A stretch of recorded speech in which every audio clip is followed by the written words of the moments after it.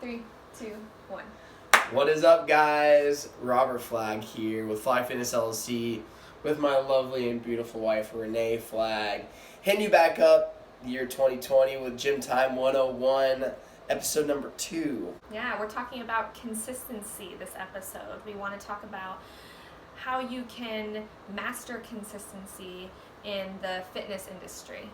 So, 3 topics that we want to discuss when it comes to consistency is fad diets. We want to talk about weekends, staying consistent on the weekends, and then also staying consistent in your social circle. Right.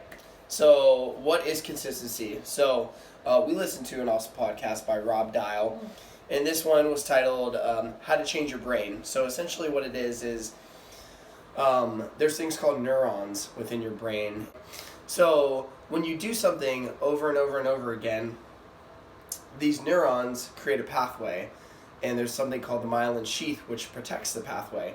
So as you continue to do things over and over and over again, that myelin sheath gets thicker and thicker and thicker, and it becomes more efficient for that pathway to function. Rob Dial explains it really well by giving a really good metaphor of a forest, a pathway through a forest.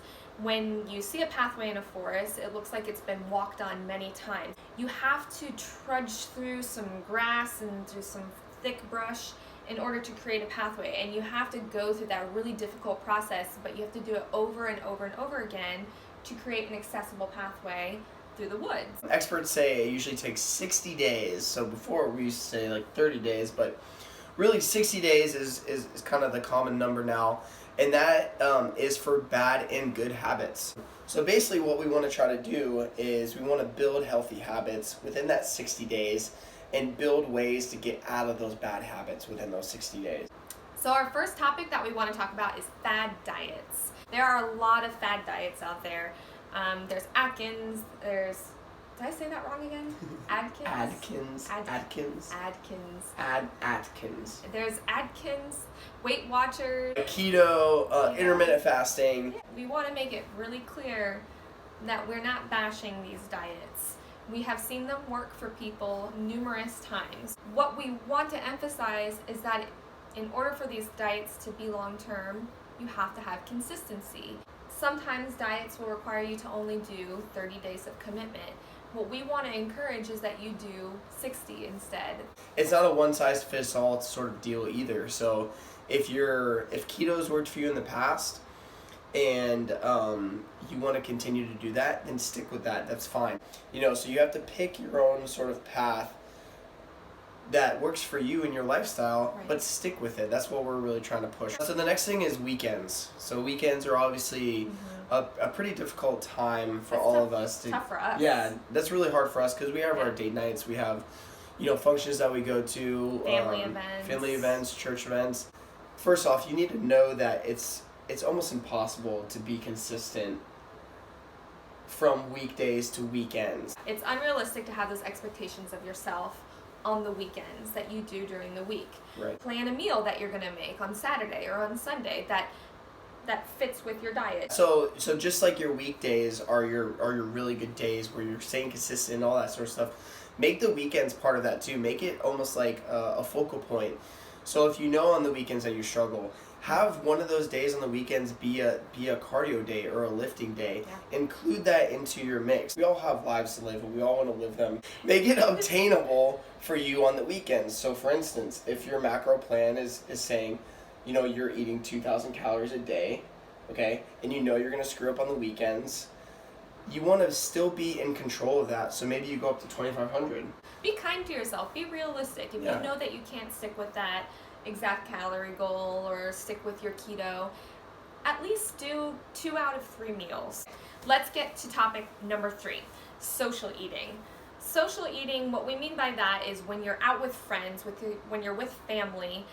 I think it even comes down to eating with your spouse or with your partner, somebody that you live with.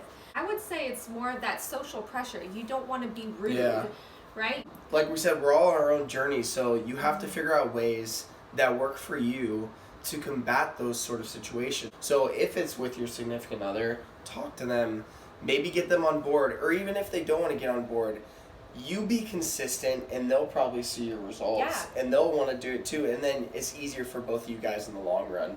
Another thing is when you go out with friends to go get a bite to eat, maybe to go have a few drinks, remember why you're going out. Why we want to go out with people to a social setting where there's food is to be with them. Remember why you're there. So if you're there for the people, which you should be, or your friends, the food situation isn't really a big deal. Yeah, guess what? There's nothing wrong with eating before you go out to dinner with somebody. If you're going to a restaurant where the food on the menu doesn't meet your goals, eat before you go and then just have a little snack. You're going to be less likely to binge or social eat when you're with people after you've already eaten a fulfilling meal. If there's maybe some better options on the menu, then you can kind of indulge in those and not have to feel bad about it. But at the end of the day, it comes into preparation and staying consistent with those sort of tactics that you use. So that's basically all we got for you guys today.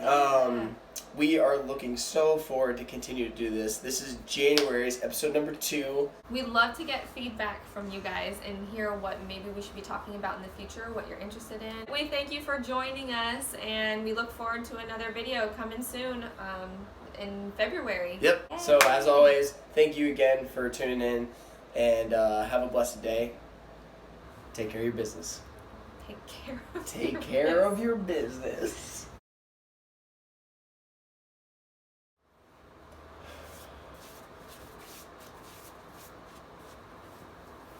Attainable. That was a squirrel. That's a fast squirrel. That was a fast squirrel. Mine. So maybe we're going for the drinks. I don't know. Maybe you go to a nice whiskey bar. I don't know. Maybe I'll see you there. All right. How am I gonna finish? Have a blessed day. Hey. Have a blessed day.